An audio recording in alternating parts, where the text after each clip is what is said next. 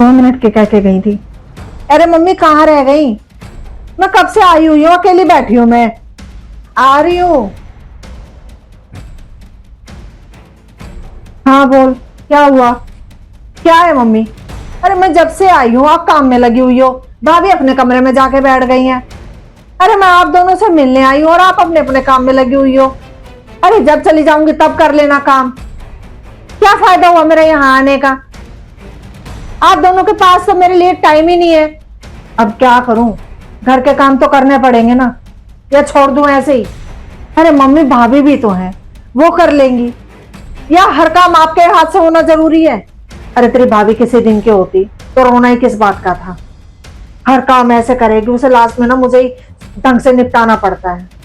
बर्तन वो सारे चिपचिपे से साफ करेगी। झाड़ू पोछा वो तुझे पता ही है कैसे करती है। पोछा लगा के ना सारा पानी है ना वो पोछे का बाथरूम में फेंक देगी, चाहे जब की जब मैंने है ना बाथरूम साफ कराऊं। ये नहीं है कि एक बाल्टी साफ पानी डाल के उसमें वाइपर लगा दे। भाई अब मेरे से तो देखी नहीं जाती ऐसी गंदगी घर में। अरे तो मम्मी आप बोल दो भाभी को कि काम को ढंग से कर ले।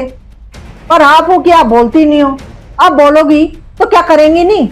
अरे कह कह के छिगली मैं तो, पर इस पे तो कोई असर होता ही नहीं है, उल्टा मेरे ही सिर चढ़ जाएगी। आप चलो, मैं बोल कर देखती हूँ उनसे। रहने दे बेटा, तू उससे और लड़ पड़ेगी। अरे ऐसे कैसे रहने तू? चलो मैं कहती हूँ, आपको कहना ही नहीं आया होगा। देख ले अब तू ही बात करके।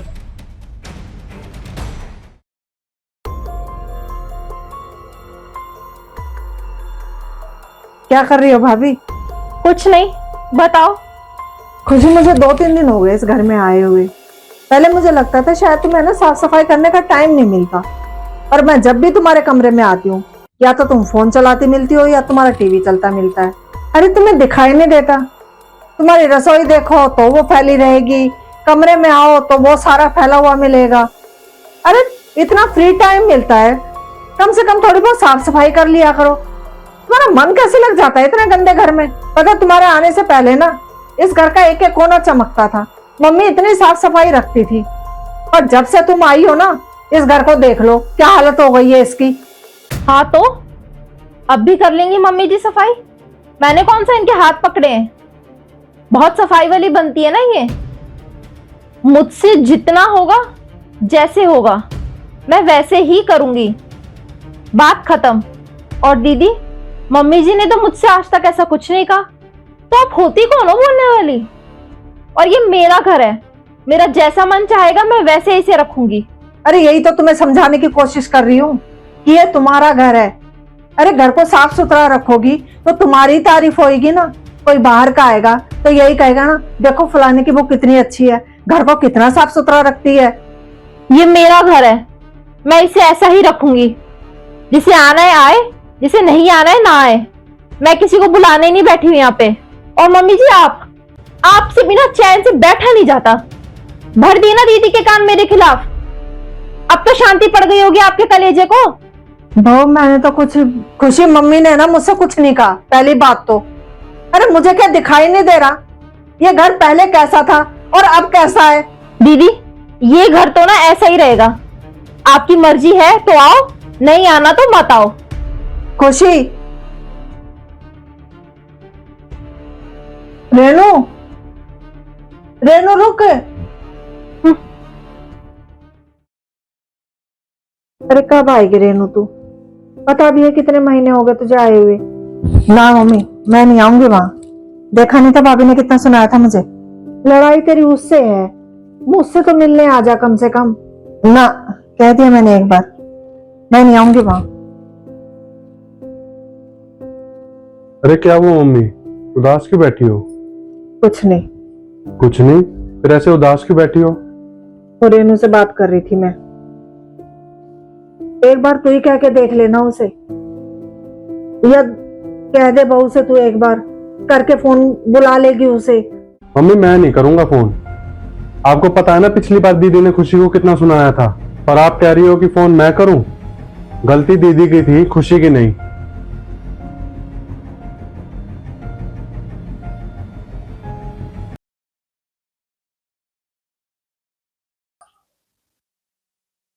अरे बहू तू तू तो कल ही गई थी मायके, आज आ भी गई। तू तो कह रही थी कि मैं 10-15 दिन रुक के आऊंगी, क्या हुआ?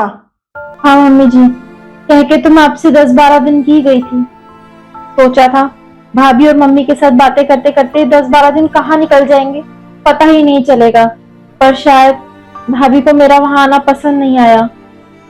मैंने अपना वहां एक दिन कैसे निकाला है मुझे ही पता है। भाभी ने तो मेरे मुंह पे कह दिया कि अब ये मेरा घर है और आपकी माँ का मैं कर रही हूँ ना, वही बहुत है। भाभी मुझसे कहने लगी कि मुझसे नहीं होगी आपकी सेवा। मैंने तो बस भाभी से यही कहा था कि भाभी मम्मी को खाना टाइम पे दे दिया करो। उतनी ही बात पे घर पे महाभारत हो गई। पता है भाभी ने क्या बोला कि दीदी आपका मेरे घर के मामले में बोलने का कोई मतलब नहीं है। भाभी ने तो मुझे एक ही पल में पराया होने का एहसास करा दिया, जैसे कि वो मेरा घर है ही नहीं।